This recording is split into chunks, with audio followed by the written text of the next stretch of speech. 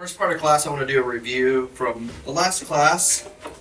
And so I am going to send you guys a summary of the last class because I want us to look that through and then kind of move on from there and use that also to stimulate further discussion from that point. Is it AI? Everything's AI. Not It's actually a really good summary. It is real. It's real. I just don't know what to say. Which are there two culture center? there's The one with the light bulb that you want Okay. I'm not even in the other one. to. No, that's right. No, I was saying the one that doesn't have like light. It's like a image teacher. Oh yeah, so that without. Okay, everybody received that where they can open it? Yes. Okay. Let's take 10 minutes or so to read through that. Make some mental notes, or it'd be nice to have a printout with it because then you could jot some notes. But we covered some substantial things last week, and I didn't want to just leave it behind very quickly, and so I'll stop talking so that you guys can read through that.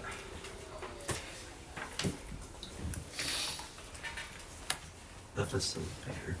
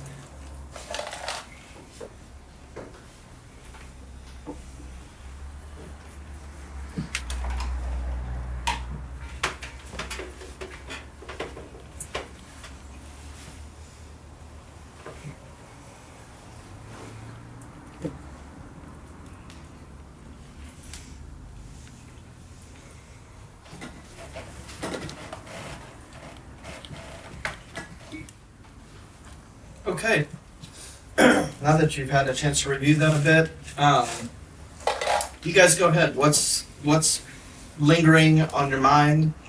My intention here is not to just restate things, which is fine to do, but the exercise in itself is more to initiate and keep in context the whole perspective of family throughout our multiple discussions. So we may not do that every time, but it will be a really good foundation from which we seed every discussion and season every discussion with.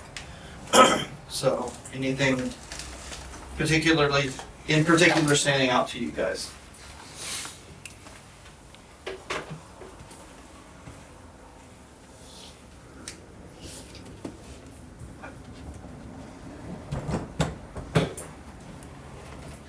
I thought it was interesting how this morning in our Bible study we were talking about how difficulties and hardships create the best learning, and you can learn most from those.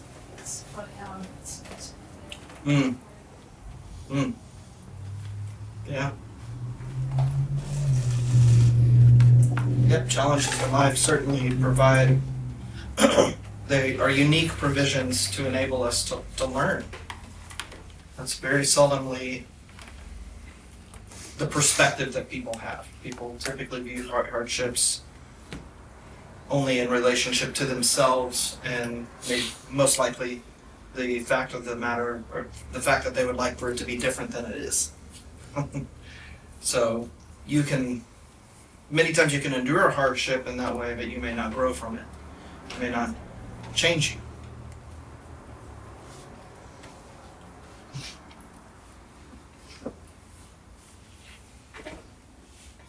Kind of just in regard to also our conversation after Fuchs and Alex this morning, but the part, it didn't necessarily have, it was related to the family. It was sort of an offshoot of God's work through brokenness being redemptive, actually is more glorious and beautiful to him, that redemptive aspect of his work, than if it had remained perfectly intact to begin with. I think that was in regard to the family unit kind of being broken with Cain and Abel. Obviously, the original sin of Eden, but I don't actually recall much of when you had mentioned that in our last meeting. Recall what? Just the why God wanted His work to be redemptive in the first place, because it creates a more glorious end result than that had remained intact. Well, I think that is the way that it works out. You know, God in that sense did not, in the garden, intercede between man's decisions and even a deception or a partial twisting of God's intention by Satan himself. And so, you know, God allows those things to work out, and then His redemptive power makes what He was going to do anyway even more glorious than it would have been, because His will, His purpose, His sovereign will is not something that's avoidable, but how we in our lives interact with it, come alongside it, participate in it, is something that is somewhat changeable. And based on the seasonality of His work, then it is very possible to not be included in it. So it can be missed.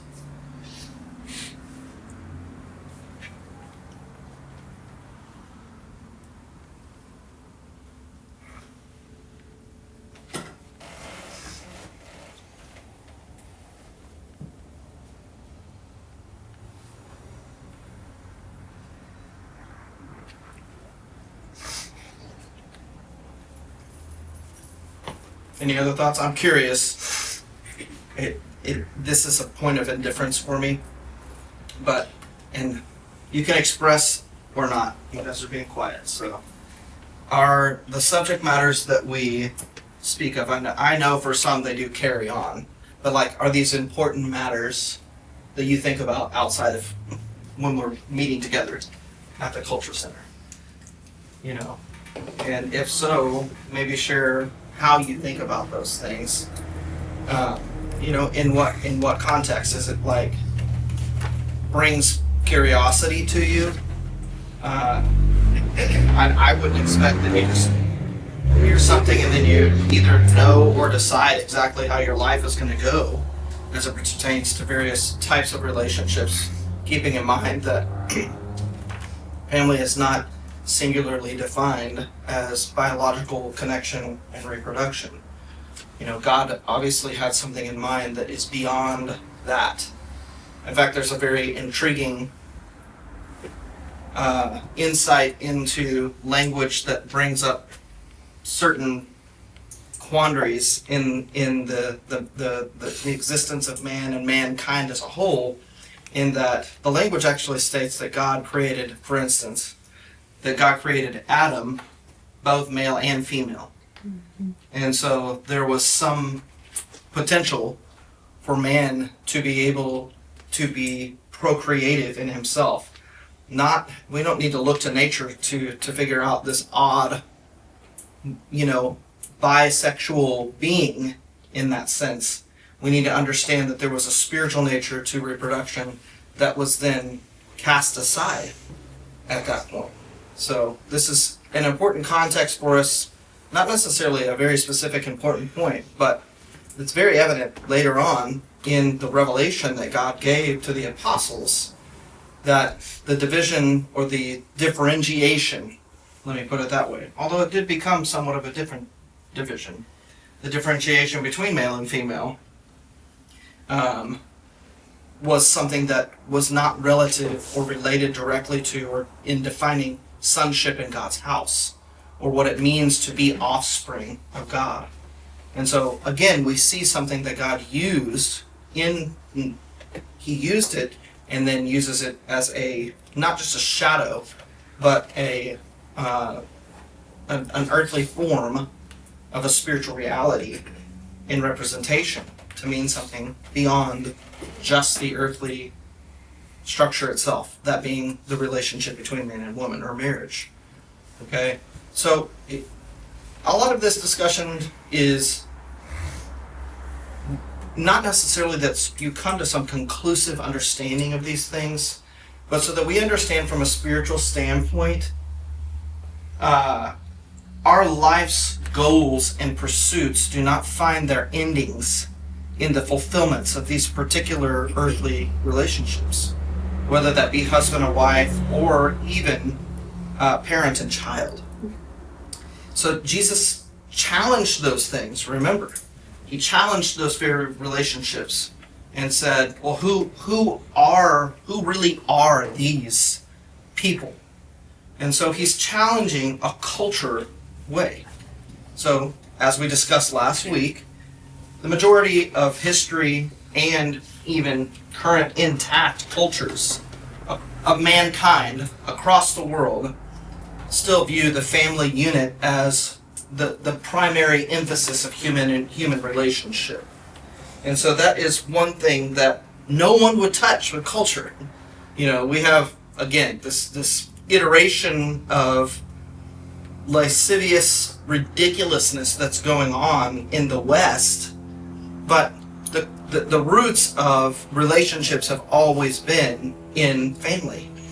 And that's why we have phrases like, you know, the blood relative and other things, and that because we're a brother or because we have the same blood by family, then we have this allegiance or, you know, patronage to that type of connection, right?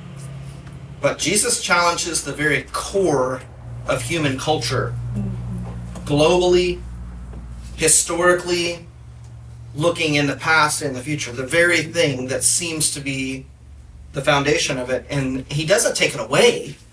He doesn't say it's not valuable, but he brings in the eternal reality related to it, which is there is a greater reality here. And so what is it ultimately connected to? When Jesus says, who are my mother and brothers? What does he say there?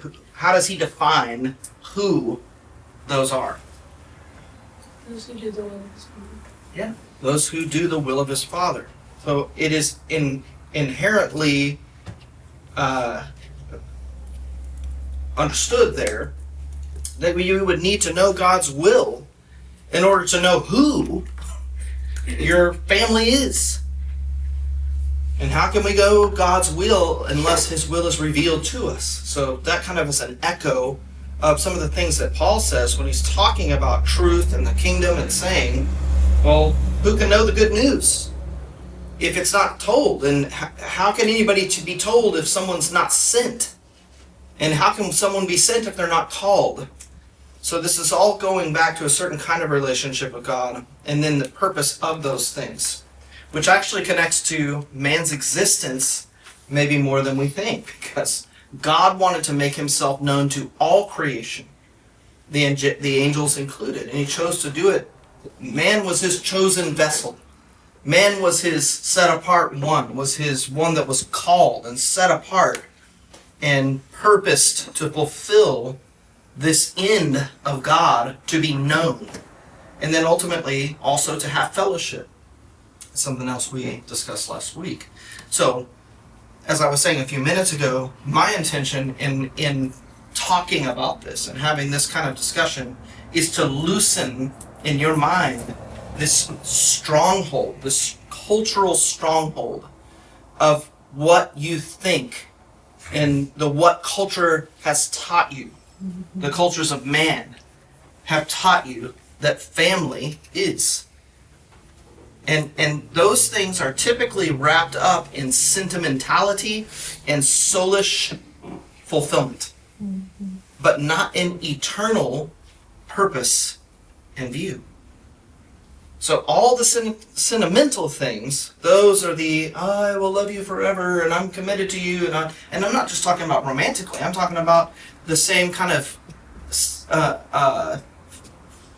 filial emotion and honor that we show toward our parents. That kind of love. Those things are all meant to find their center in God. And where those things don't take on a male or female presentation necessarily, but the true essence of the nature of God and how he is manifest or expressed through these relationships. So we can find that with a mother or a friend or a brother or a father, but if the end is in that person, then that's not the eternal end. That's not the whole perspective of God. And so when we don't see it that way, we don't treat it that way, we don't honor it in that way, then we lose connection with what God was wanting to be known and how he was wanting to be known in it. And it's very important that you have that loosening of those cultural bindings and ties, soul ties.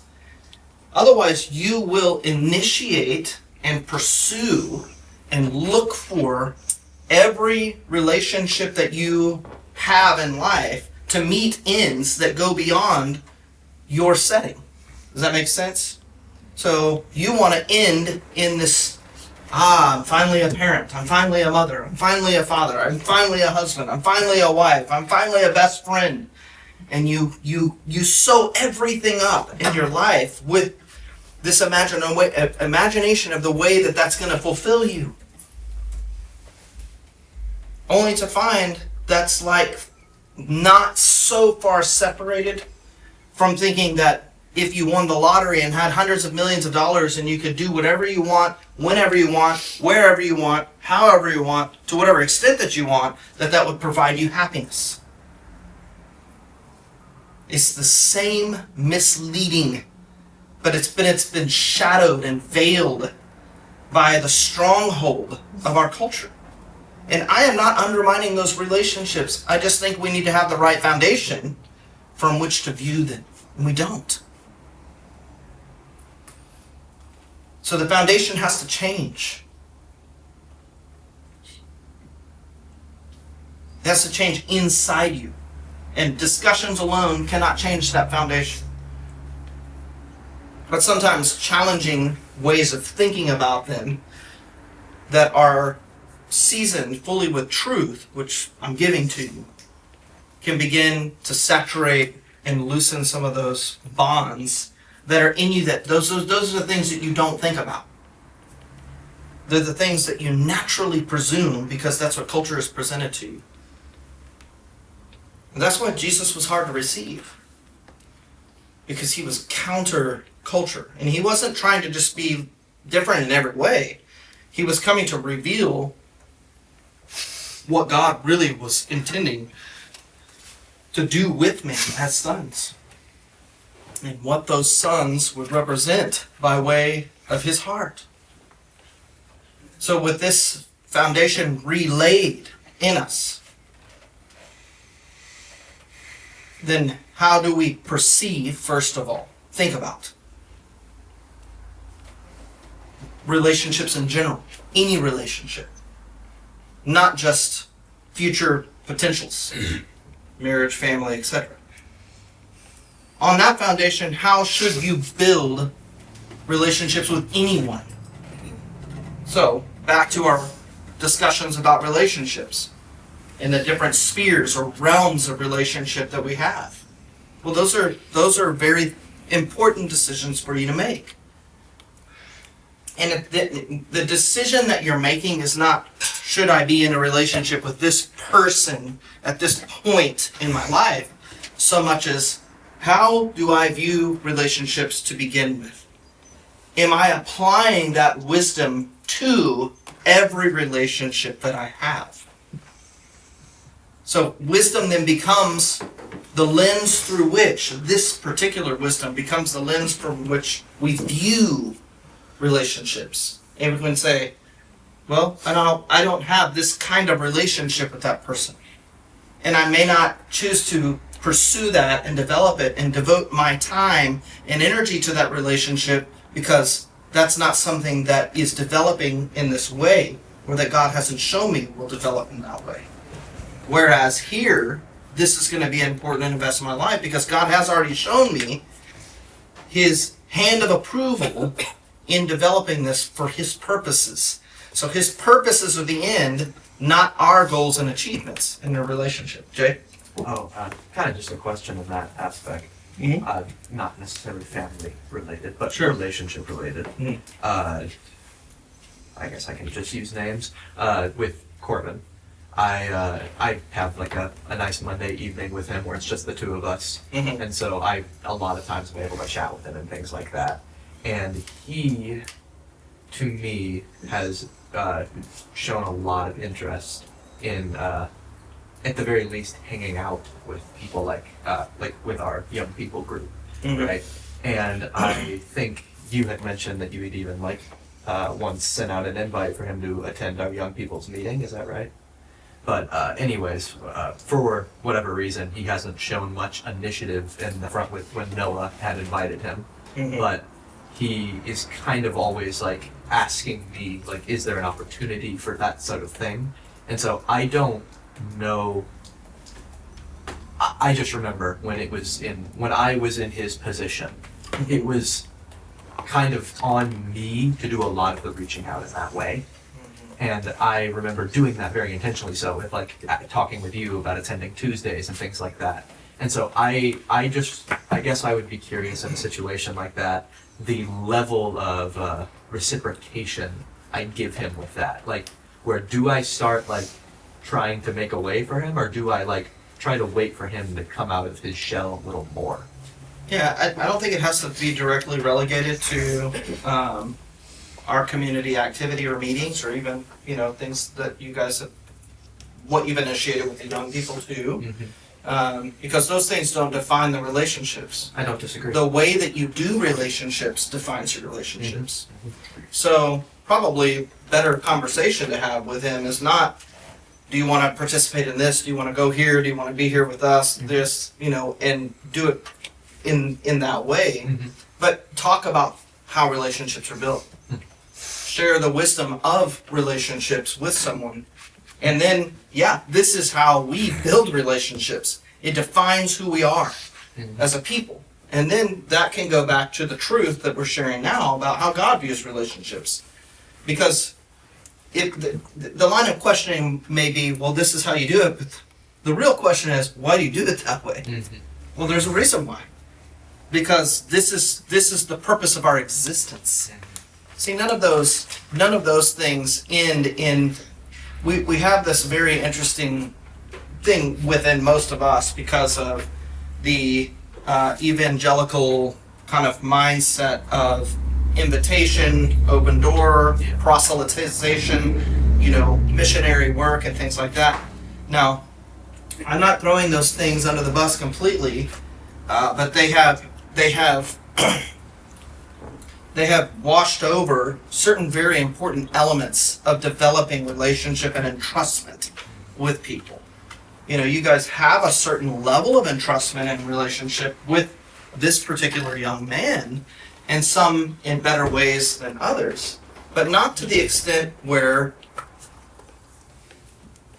you would need to bring him into something necessarily to, prove or bring some, by proof I mean solidify it, okay? I don't mean you're proving something to someone.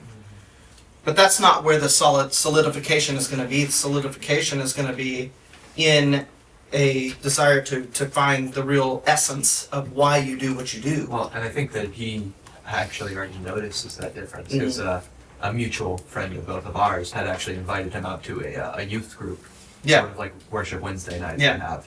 And they reached out to him and kind of asked him to tag along. Sure. And there he said he felt like a project to those people.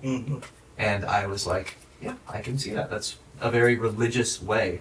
And I think, at least he has not said so explicitly, but I think what he has implied with a lot of conversations that he finds interesting is I think he knows we're a religious group. I don't think he understands much more of it beyond that.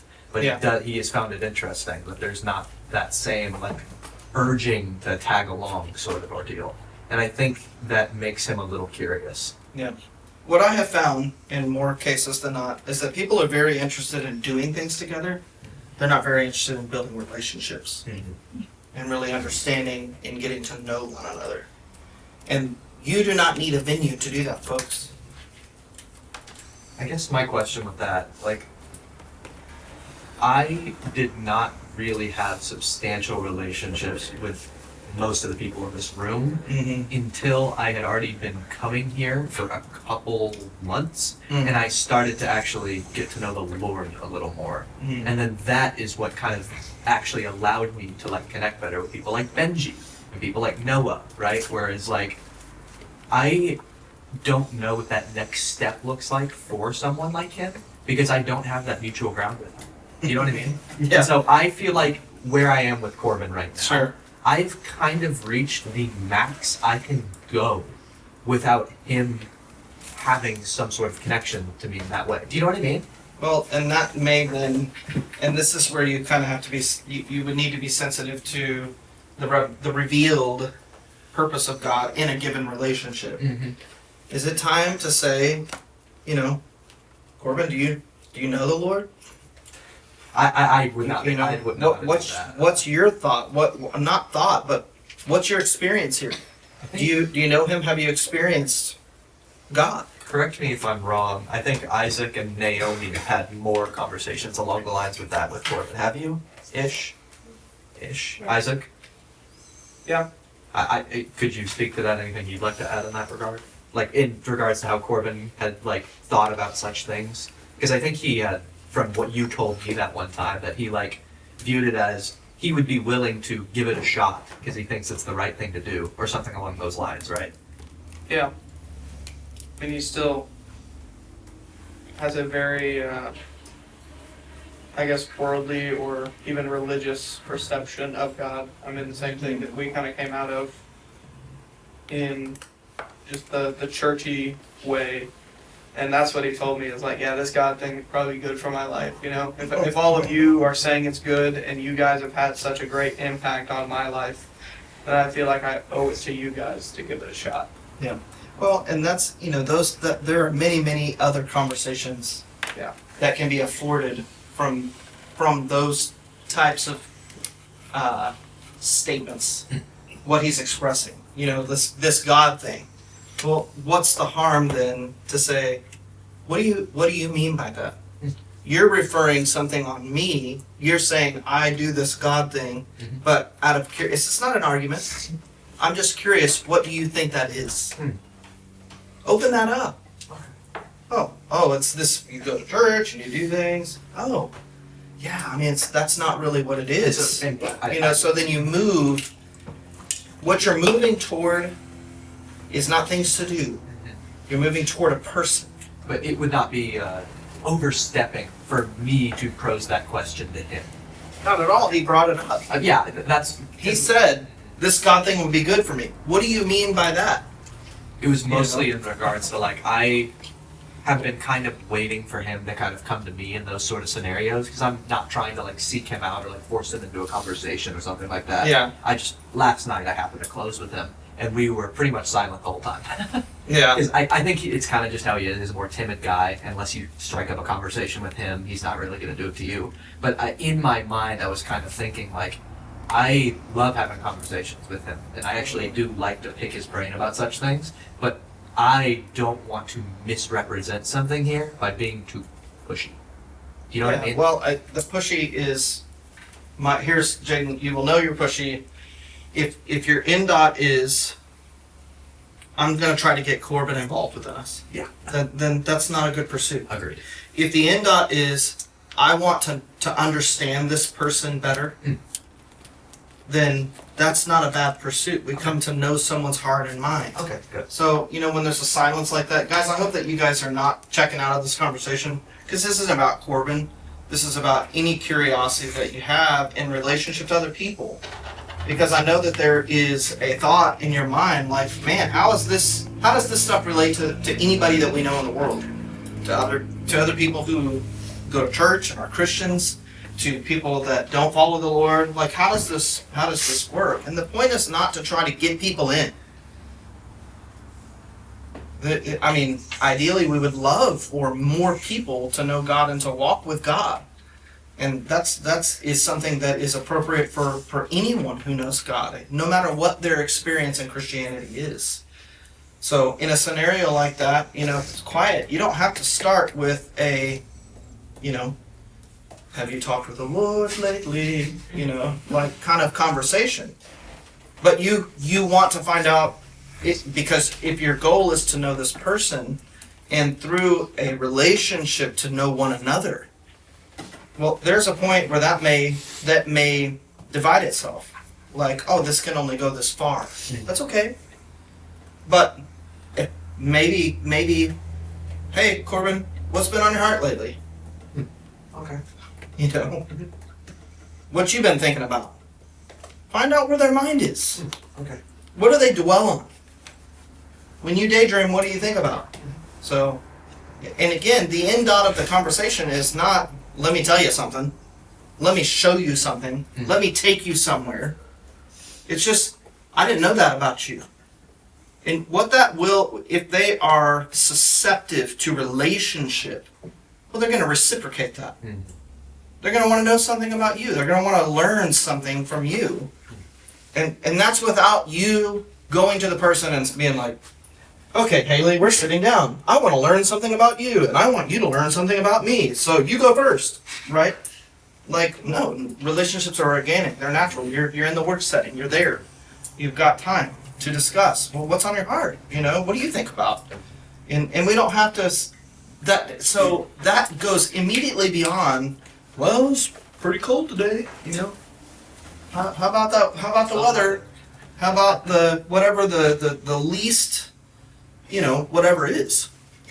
So our discussion has leaned over to, in enhancing or furthering relationships. But again, the point is not proselytization. Like, does everybody know what that means? Like we're trying to get somebody to follow our way of thinking or doing. Okay, that's a proselyte. Okay, it can be religious. It can be you need to play on my team and not their team. Okay, it's the same concept. We're better because we know more because whatever. Therefore, you should too. That's proselyting. Okay, so we're not trying to convince anybody of anything. But we want to be honest. We want to be candid, and we need to be sincere. That is one of the big problems that I think the world has seen with evangelical overreach, is that there's a severe lack of insincerity. It's not just hypocrisy, folks. It's insincerity. It's Jay, surface. I was just going to say that right there should free you from that. I don't know what to say. I don't want to. No, certainly. Honest, sincere. That's it. That Even when the answer is, I don't know. direction with that, and that warms my heart because I just remember I can see a lot of myself in Corbin, especially because that shift that him and I worked together was with positions swapped. I was in his position when Noah was cleaning the machine, literally doing the exact same job he was doing. And when I was first joining the community, those talks I was able to have with Noah were really life-changing for me. Seriously. And it was just like me literally just bugging him with questions about like some stupid things, some substantial things. Yeah. But I just knew that in that time, I would be reaching out to Noah because I had questions that I really wanted to ask him. And Noah always reciprocated, but it was never like Noah asked me. It was I asked him. So I just wanted to make sure I was not overstepping if I was the one asking Corbin. Because okay, good to know. Yes. You're never overstepping if you're investing in that relationship. I mean, that's how I definitely viewed it. I just knew that that's not how things went with the relationship I had with Noah. So I was only basing it pretty much off of that. Okay. I see. There's everything has its own nuance. Everything has nuance for sure. I just wanted to know for this. What I want you guys to know is that you are light bearers. 100%. Okay? You're not going out into the dark as a darkness who knows where the light is and saying, come to the light, come to the light. You are the light. And when you draw near to someone, the light sheds on their darkness. If people are repelled by the darkness, you don't need to chase them down.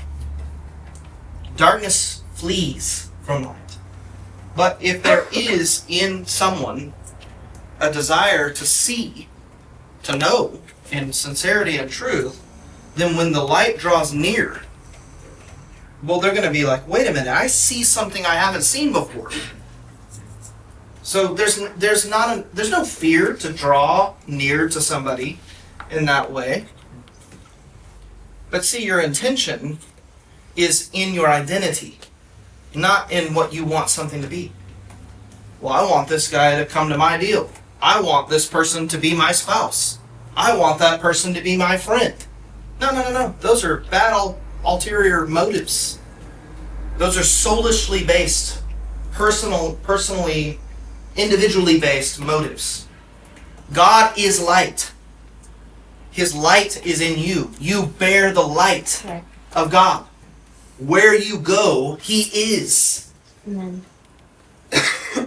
What God does with a relationship when they come into the fellowship of the light is up to Him. Guys, this must precede every relationship you develop in life. How much more essential is it for the ones that are covenantal? Mm-hmm. It's absolutely imperative. And again, I will say, this is why you guys have the potential to change the world. Mm-hmm. Because people don't do relationships like this. That's the same weight that Jesus carried. And that the apostles carried forthwith from the empowerment of the Spirit of God. Do we want to see that type of power, empowerment, reinstituted into the midst of a believing people? Well, that's how you need to view your life. Don't sulk over what you want your life to be. It is such a lower way of thinking of yourself when you have already been set apart and appointed and identified as a son in God's house. In this light, let's draw back in momentarily. We can continue this in further discussions, obviously. But one of the questions that was asked was, well, what is a godly family? So in light of this perspective, you answer that to me. What is a godly family? We've gone beyond what makes up an earthly family. Oh, it's a two people who covenanted in marriage and had a child, and that's a family. So what is beyond that? What is a godly family in the context of what we're talking about?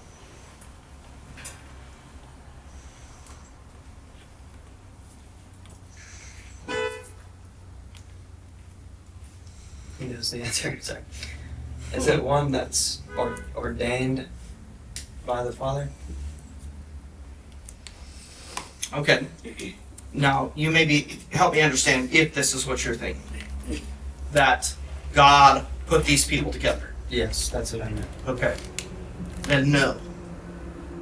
But not unequivocally no, because God does appoint. But in this context, it's something beyond that. Okay? Or maybe a godly family is one under the right motive of family, because we mentioned sons brought not by the will of man, and that can be biological or not. That's what we talked about last week. It's the goal of producing sons in a house, not one family culture, but the house of God. A godly family is one that has that goal, and that it's the mark in that goal, and creating sons, raising sons in a greater house. Mm-hmm. Okay. Any other thoughts? Could it be like maybe a marker of a godly family is that it has a godly culture? That is definitely a marker, for sure. We're still, and I probably didn't explain this in the way that my mind is thinking, and my apologies because my mind is not always, my wife can attest, able to, I have this expectation that people understand me and they don't. I mean, you mentioned what Jesus said his mother, brothers, and sisters were. So it doesn't have to be a household in the way we tend to think of it. That's right. It's those who do the will of God. That's right. A godly family is a people who do God's will. Now, we have every hope that as you guys enter into these relationships in the earthly realm, that they do represent that culture. That they are, Elijah, by God's appointment, by his approval, even his revelation. Because then we have the assurance, what? That we are doing God's will in what we do. Okay? So it's important that the sovereign, eternal will of God is preeminent over our personal will. Typically, we seek God's will in accordance to what does this mean about this decision I'm about to make in life and how it's going to impact me and what it's going to bring me, what it's going to do for me, what it's going to mean I have or don't have or where I go or don't go. That's how we think of God's will. But those things are secondary to the sovereign will of God. That's why we discussed it first. What did God intend here? What is God going to fulfill and culminate through the course of human history and human existence? What will there be? Well, at the end of the day, whether you drive this vehicle or that vehicle, or eat rice noodles or brown rice or white rice, or marry this person or that person, or live in this location or that location, or have this job and that job, become very irrelevant. Because none of those things directly, they do not backwardsly influence God's sovereign will. Does that make sense? God's sovereign will, his eternal will, is preeminent, which means it is the influencer and the outward flow from which all things happen. See, man always goes against that. We don't realize how we go against God's will because we don't make our own desire, our own pursuit in life, the things that occupy our mind space. Think about it right now. Where's your mind right now? Internally. What are you thinking about right now? Are you thinking anything? Are you thinking about what God's will is? Are you thinking that class is almost over? I'm not trying to convict you of anything. Trying to follow the point you're making. You're trying to follow the point that I'm making? I like. What occupies our mind? Oh, I meant up to that. That's my point.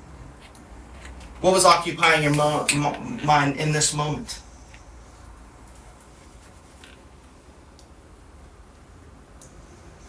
These are not light discussions. They're not heavy teachings. I'm not expecting you to go with bullet points and memorization points. I'm expecting you to discipline the way that you think. Otherwise, your soul, your personal interests always rule over the decisions you make, the things that you pursue, what your likes and dislikes are, what you desire.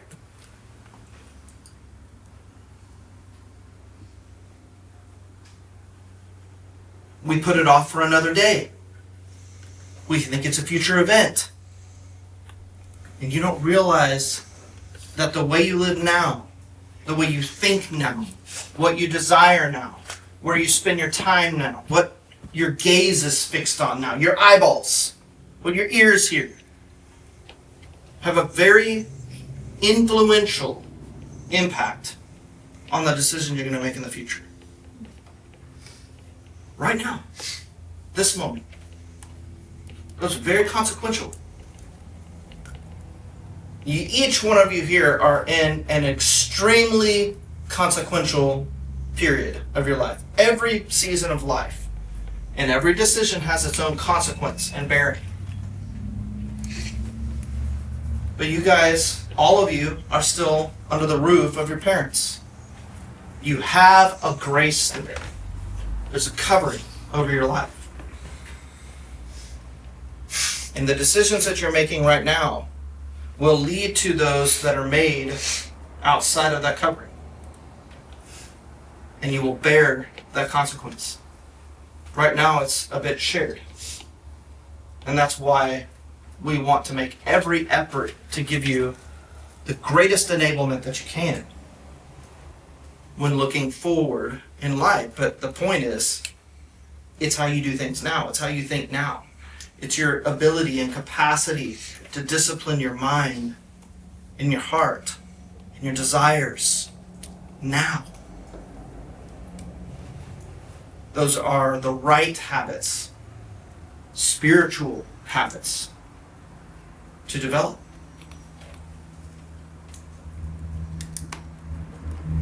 So, back to a godly family. How then do we learn to operate as a godly family in various contexts? In our spiritual family, you overlap that with biological family, and then the potential for future relationships. All operate in the same way to receive that type of definition, godly family. What is the similar thread through each one that defines them all?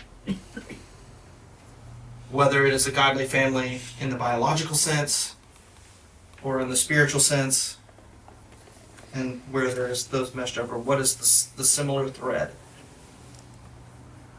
God's will. What is the will of God? What is the sovereign, eternal will of God? Is it the driver for everything that I pursue in life? Is that the driver for this family? Is that the driver for this family, this community? Our spiritual family? I hope so. I think so, to varying degrees. And hopefully on a trend of growth, establishment, and discipline. I hope so. Hopefully that will be the foundation upon which you look ahead and you make decisions in life, especially as it pertains to developing relationships. It is key. Ultimately, culture is expressed in how you do relationships. Okay, let me see if there was another question that we were going to look at.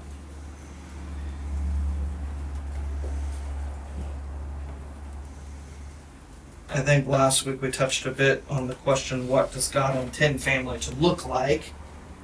And in line with this discussion, this is moving over into the arena of biological family. So that being that parents are aware of nurturing, raising up a new generation, and passing along the culture of God's house, which is to know, to discover, to seek out God's will, and then to be obedient or faithful to it.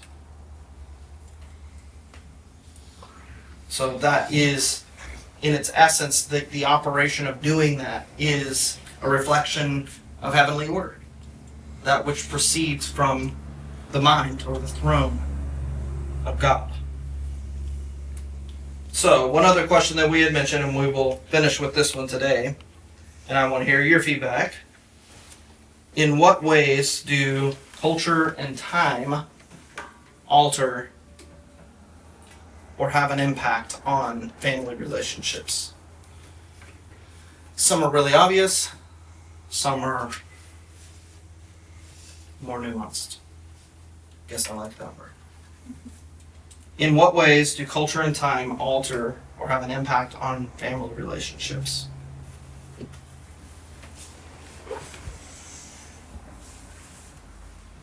What are some of the obvious ones? Moving out of the house. Maybe. Yeah, that's one that's later. Earlier on in life, there is the change of responsibility in the household, even before you're outside the household, right? That changes relationships. Go Go ahead. Doing the dishes, Yeah. thing that. Yeah. Taking on responsibilities. You're part of the operation of that house. That changes the culture of the house because there's another personality, another preference, another perspective involved in the operations of what goes on in that household. What else?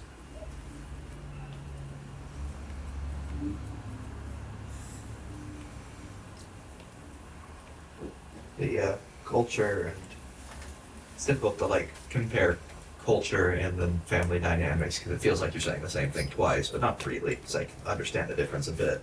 But I think the Also include the outside influence, the cultures of the world. I guess so, but like I guess that doesn't change. Oh, I guess it can't change with time. Yeah, it's more of just I guess I am taking everything personally, so I'm Mhm. thinking in the context of my own family. The cultures of the world don't just like go away now that we moved here. Like they're still there. It's less, and it's a Okay, different then let me ask you this. Is it possible for the cultures of the world to get into your home? Yeah. How? currently or just in general. In general. Yes. How? Public school, friends of the children, the internet, and things such as that. Yeah. So those are going to have an impact even in your personal life in the home. Yeah. Yeah. What I'm saying is that never goes away though, unless like the Mhm. world changes. The Yeah. culture, yeah. Yeah. That's normal. I'm not proposing that they go away. What we're asking is how, in what ways do they alter or influence the culture and the family Yeah. and the relationships in the family? I was also thinking about that in the context of time, that is the issue, but I see what you're saying now. So there may be a perceived ideal that is not your family, that is seen, witnessed through peer relationships in a particular context of fellowship that you and your family may be involved in, that changes the way that you think about your own family.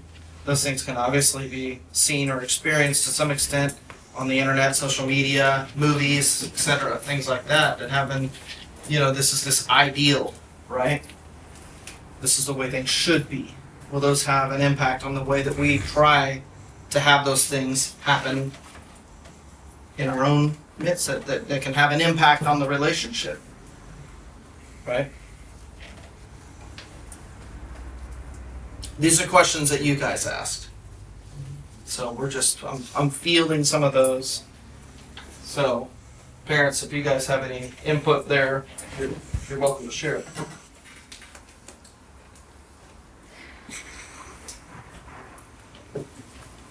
I can tell you in my personal experience that, the way that I viewed family growing up, and even when Rachel and I started family, was a very narrow view of my own family unit.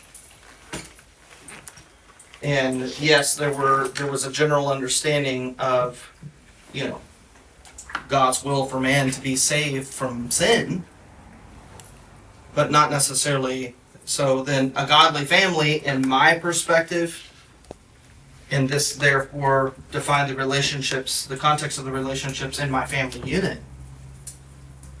But a godly family was one that subscribed to a certain belief system and external engagements with other people who thought the same. So, but that family did their thing, and this family did their thing, and they had a unique way of communicating with one another, and we had a unique way of communicating with one another, and those were all very separate entities. Something that we developed on our own for ourselves. And see, again, Jesus comes in the middle of that and says, actually, this isn't how I define family. So how does that affect the way that you relate to those who you call family? It's a big change. And what I don't want you guys to do is to go on and initiate those environments in the same way that mankind has done for a long time, as this isolated thing that you own to yourself. Now, that doesn't mean you don't have a specific responsibility in it. Once God establishes those things for you, you absolutely do. But what's the cultural foundation that you're building there? So, I'm not explaining myself very well, but it divides people. It doesn't draw people together. The closest that people can get together is in their similarity of belief and preference. So whether that is, the things we like to do, the places we like to go, the things we like to have. But see, the world has already made those divisions. They're called social, what's that called? Social demographic or Social norms? what was that? Social norms? I said social order, but I don't No, know. that's not the word I'm thinking. I was thinking of it's got eco something in it too. Socioeconomic. Huh. Okay, so this is where people in developed countries draw close together. They share similar social circles because of their economic placement. Okay, and those dividing lines don't get crossed over very often. Okay. It's very, and if you've, like myself and some of us, I've had a lot of experience with people of a very different, very, very different socio-economical placement. Okay, so for instance, a child living in the inner city under government funds, okay, or an individual living on the street who doesn't have a home, they don't have a bathroom, they don't have a closet, they don't have a refrigerator. That doesn't mean they're not human. It just means that our placement in the way that we do things in life is extremely different. The places we go are different. My motivation and where I go and what I do is not to get fed, for instance, because I don't have food. I don't have a fridge or a pantry that I can go to. I can't walk back between class and go get a bag of chips.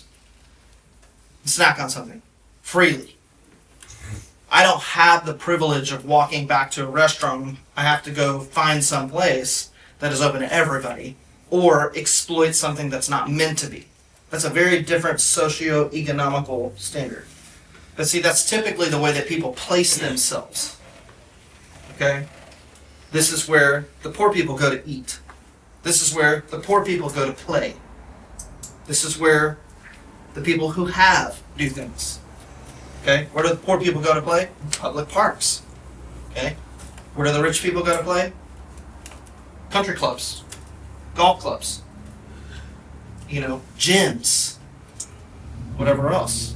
Now, my point is not to make some negative differentiation between the wealthy and the poor, but so that you can see that's generally how people align themselves with other people. A similar life experience. A similar appointment. And so we think that way, and we actually do it, but then we stand here to criticize, potentially, those who, like in the cultures, like the ethnic culture in India, with the class systems. But we say, oh, we don't do that, we don't have that, it's just the way we think and operate. So we don't necessarily have something that exists by law, almost like a cultural law that prohibits someone from moving from one class to another. But the way society operates in itself does that, nonetheless. And because we understand those, as Matt said, cultural norms, we don't cross those boundaries. We just very seldomly do it. Can I share something? Yeah. I don't mean to cut you off. I just felt like I'm supposed to share this, and I don't know where it's going, so Lord, lead me. In reference to a culture that we are literally born into, whether that's the characteristics of our mom and dad, or grandparents, or that we were raised by television, which I was, whatever those influences are that start to try to create something within a human being. it's happening with or without you, with or without your permission. It happens, and I just wanted to share this that because it's happening right now to me, and so I feel like it's very relevant. When I don't know where to start, so I'm just going to start right there. When we moved up here from California, my mom decided to come with us, and it was a great joy to hear those words that she'd be coming with us, because it was the very part of me to honor her. I'm for sure going to pray with every part of me.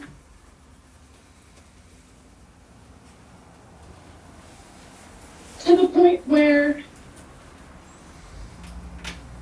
it would bring contention between my husband and I, just because I wanted her to be loved and cared for, and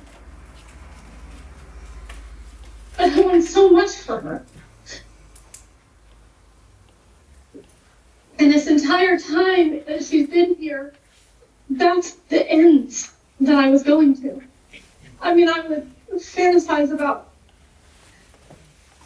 ways that I could make her happy. And because she's so precious to me. Well, the Lord I realized just yesterday, I think, that I never asked him about my relationship with her. That we're sitting here telling you guys there's a culture of God, and that is the will of God. Well, what's the will of God for my relationship with my mom? Because the Bible says, honor your mother and father, and I just took that and I ran with it. No way do I want to disrespect or dishonor her or my dad. I don't want to do that. So I will just bend over backwards and do everything with her. And thankfully, thank the Lord, I have a husband who held steady with truth about what the culture and the will of God is. And he held, I will tell you guys that he held. He held the line the whole time, the whole entire time. He patiently waited for me, brought truth to me, even when it hurt me, even when it hurt my flesh. He held the line until I finally saw the light. And I don't know what it looks like, but I will tell you one thing. I cannot cater to her. I cannot cater to her culture. I can't cater to the way that she was raised. I can't cater to her character. I can't do something because she thinks it's right. I can't be offended because she doesn't believe what I believe, or she says things that are disagreeable or even ugly. There's a way that I am responsible to that woman, and that way is what the Lord says it is, not what I say it is. And I have to learn that now. The revelation of it has come, and now I have to learn it. I have to figure out how to be in a relationship with my own mother, who I love with all my heart. I have to figure that out now. And I will tell you, I had a good cry, but man, did it come with peace. And that's crazy. I was even telling Justin, is this not crazy that I'm not wacky with emotions? That I'm not all over the map with my emotions? The Lord brought peace, he brought comfort. And I know that he'll bring understanding and wisdom. But I can walk this out now, because he brought a revelation of truth to me in this way. And I just felt like I needed to share that. I don't know. That's all. Did you listen to the Analects this morning, sister? No, sir. I would recommend you do that. He is refining your native substance. Mm-hmm. That was shared across a lot of us, Amen. myself included, this past week. He is redoing the things that the childhood culture we grew up in sowed in us. He is undoing and redefining those things. And that is You want to know what's so funny? It's funny because I was telling Justin, I was like, I'm not really hurt by her, because she said something. I found out she said a bunch of stuff. And I'm like, I'm not really hurt by it. That's so weird. And he's like, but there's wounds from little Nicole. And as soon as I thought about little Nicole, my heart broke. I'm like, holy cow, yeah, she's got some issues. So that totally makes sense. I would recommend listening to that. It's very much in line with what you were talking about. It's really cool to see another person who's going through exactly that. It's also related to what Noah was talking about last Tuesday in his Amen. class. Thank you for sharing, sister.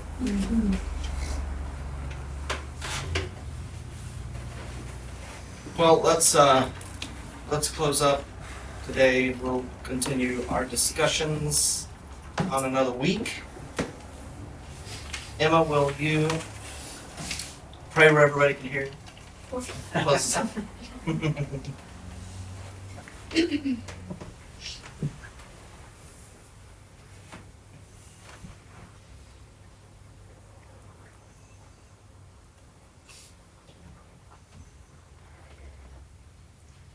Oh, Father, we do come to you with the desire, wanting to know you.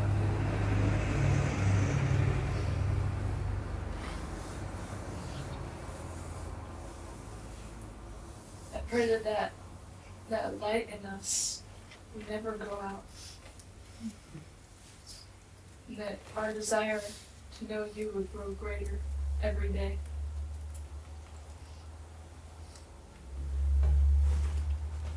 I thank you for what you are revealing in the lives of many here. I pray that we would never miss what you are trying to show us. And that through the trials and tribulations of life,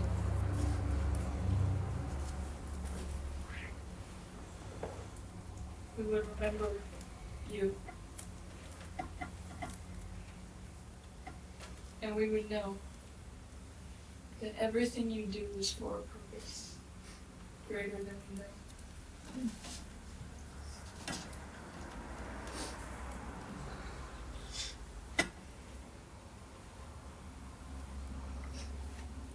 Thank you for the willing hearts here and bringing us together.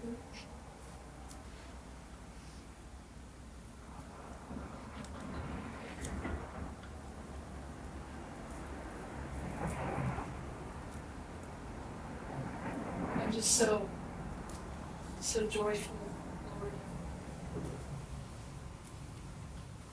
And I don't know how to explain it. But I know that you're doing something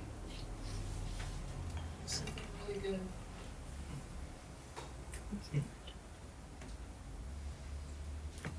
So I give you thanks. Amen.